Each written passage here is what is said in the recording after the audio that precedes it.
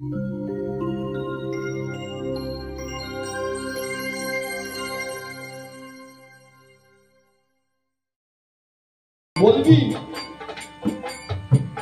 তোকে বিশ্বাস করি না, তুই মনের মানব। প্রভু আমার, আমি আমার দাদা রাবণকে ছেড়ে দিয়ে প্রভুর চরণে শরণ নিয়েছি।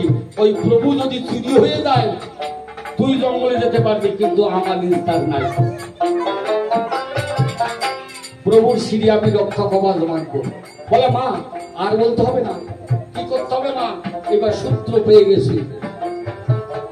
তখন মহিরাবণ বিভীষণে কেশধন স্কন্ধে হনুমানের সম্মুখে দাঁড়ালো।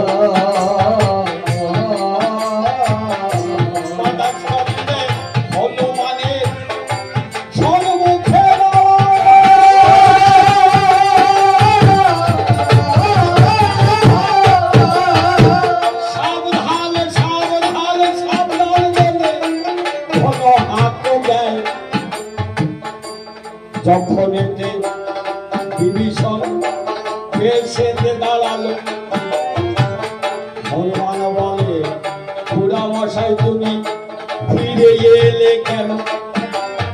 হনুমান আমি ফিরে এসেছি কেন জানো? এবারে তো রিবে মহিরাবণ শেষ মায়া বিস্তার। আমার বিশ্বাস হয় না তুমি রাখতে পারবে না।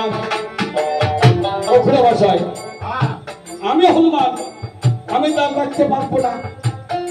তিনটি প্রহার আমি কাটিয়ে দিলাম এখানে বসে, আর তুমি বলছো তার রাখতে পারবো না।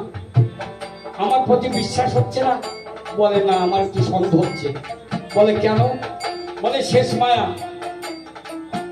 বলছে দেখো শেষ মায়া বলো আর যা বলো, ঋষি প্রবাদ না হলে আমি দাঁড় ছেড়ে দেব না, অতটা সহজ হবে না।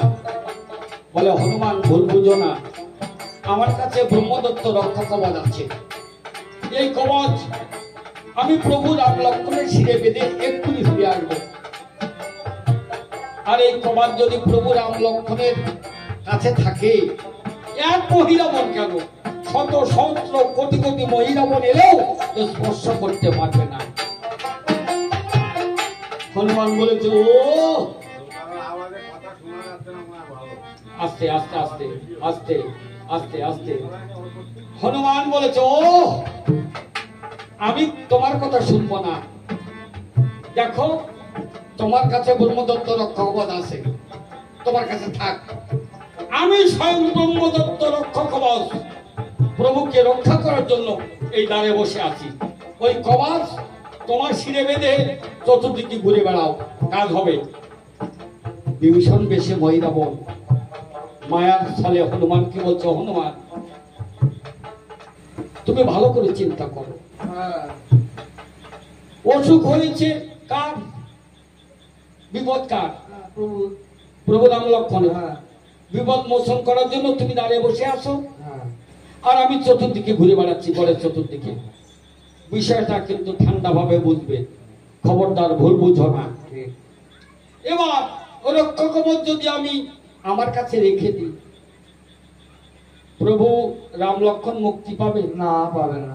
ভালো করে বোঝো, জ্বর হয়েছে তোমার, ওষুধ যদি আমি খাই তোমার জ্বর সারবে না? তা সারবে না। তবে এবার বোঝো, হনুমান চিন্তা করেছে কথাটা তো খারাপ না, ঠিকই বলে।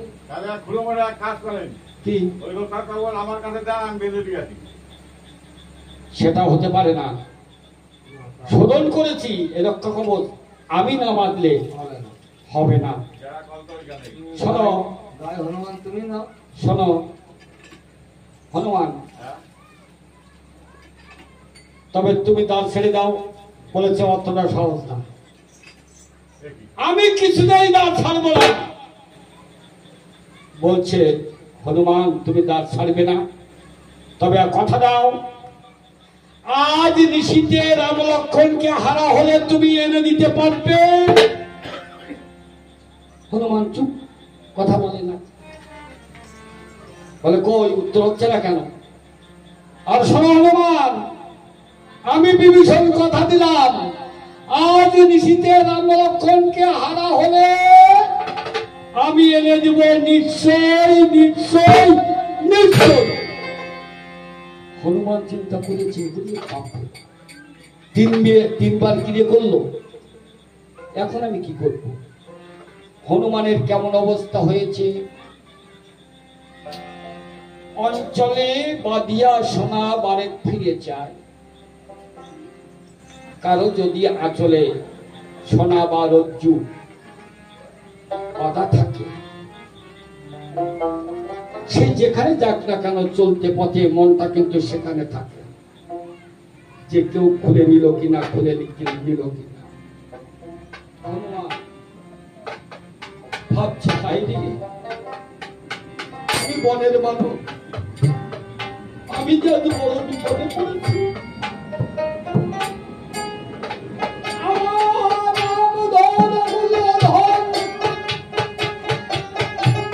আমি দান ছেড়ে দিলে এই ধন ফিরে পাবো কি না, ফিরে পাবো কি না,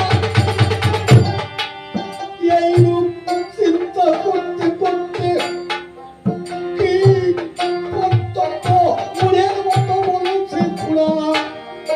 ও খুড়া মশাই, তুমি যাও যাও, তবে প্রভুর শিরে রক্ষা কবচ বেঁধে শীঘ্র করে ফিরে এসো। রাক্ষসের মায়াতে দেখো পণ্ডিত জোনা বলে ধোখা,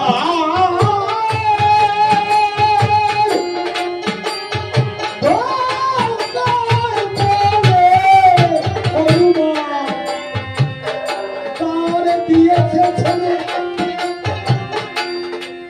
এদিকে বিভীষণ বলছে মহিলা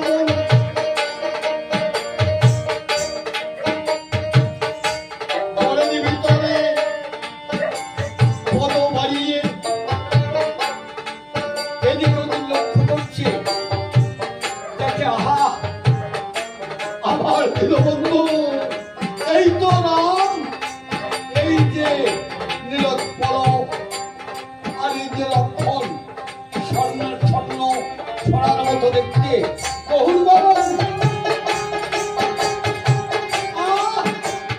আমি পেয়ে গেছি, যুগ যুগ ধরে কোনদিন আমি পাইনি।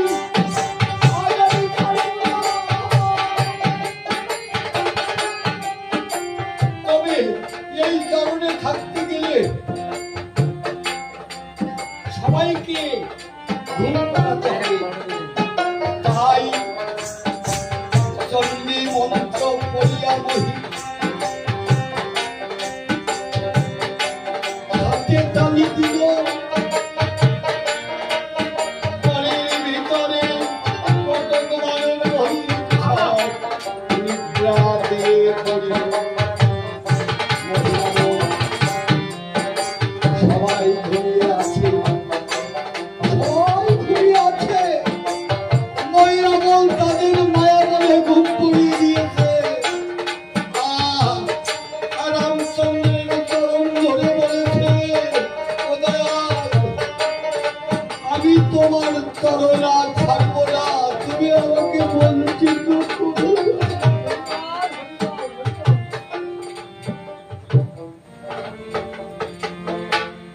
আমার দেখো গোরাম চন্দ্র ও কি তোমার চরণ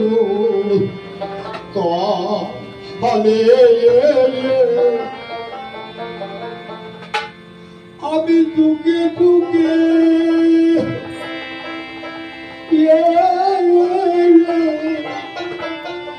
ওই চরণ পাই,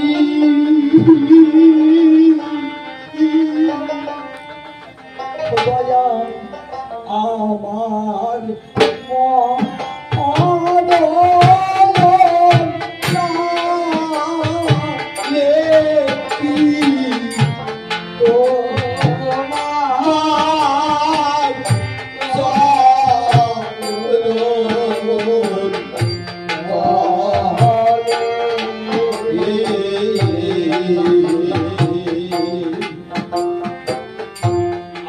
প্রভুরূপ দর্শন করে যুগল চরণের দিকে লক্ষ্য দিয়ে অপলক নয়নে দু চোখের জল ধরাচ্ছে। আর মহিরাবণ বলেছে, তুমি যারে মানে করো দয়াল,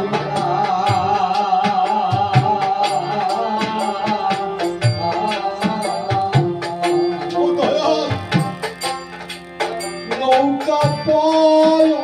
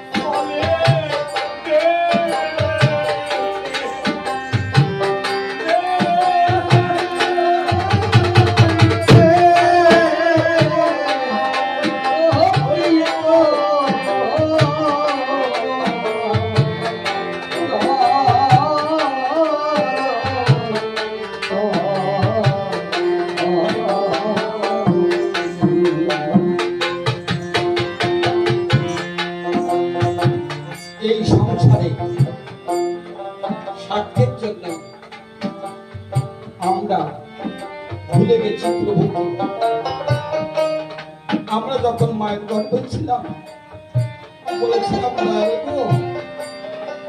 অন্ধকারে আর দেখবো না, আমাকে আলো দেখা। বলেছিলাম, ভক্ত তুই আমার ভুলে যাবি না তো?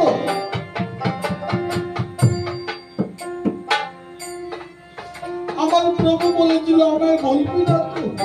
বলে না, বলবো না, কথা দিলাম জগতে যে তোমার কোন কীর্তন করবো। যখন মায়াদীপ জম্বুদ্বীপ অর্থাৎ ভূমিষ্ঠ হয়ে যায়, তাকে ভুলে যায়। এটা প্রকৃতির নিয়ম।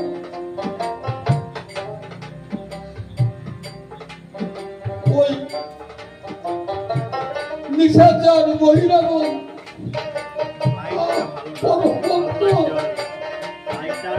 রামচরণ পেয়েছে, সে আজ ছাড়বে না। তাই সে দুরঞ্জনে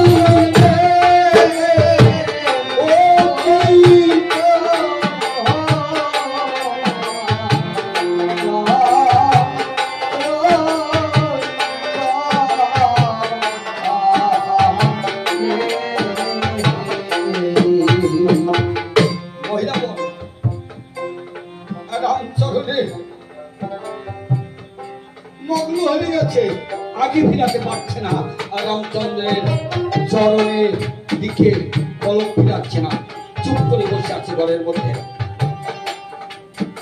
দেবতারা বলছে যেমন ভাবে মহিরাবন গোলকপতির চরণে ধ্যানে বসে আছে, গোলকপতি যদি ঘুম ভেঙে যায়, ভক্তকে যদি কোলে দেয়, রাক্ষস বংশ উদ্ধার হবে না, দেবতাদের দুর্গতি যাবে না।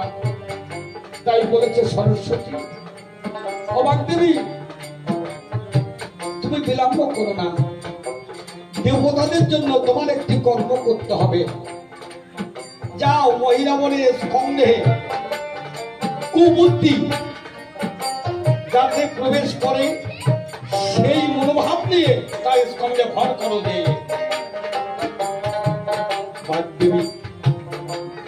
দেবতাদের কথা মতো ওই মহিরাবনের স্কন্ধ পরে এসে ভর করেছে। আর মহিরাবনের ওই ভক্তি ভাব দূরভূত হয়ে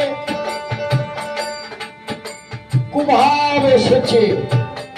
মহিরাবন চোখের জল মুছে বলছে, আমি আর কি করছি? এই রাম লক্ষ্মণ, তোরা ভেবেছিস আমি তোদের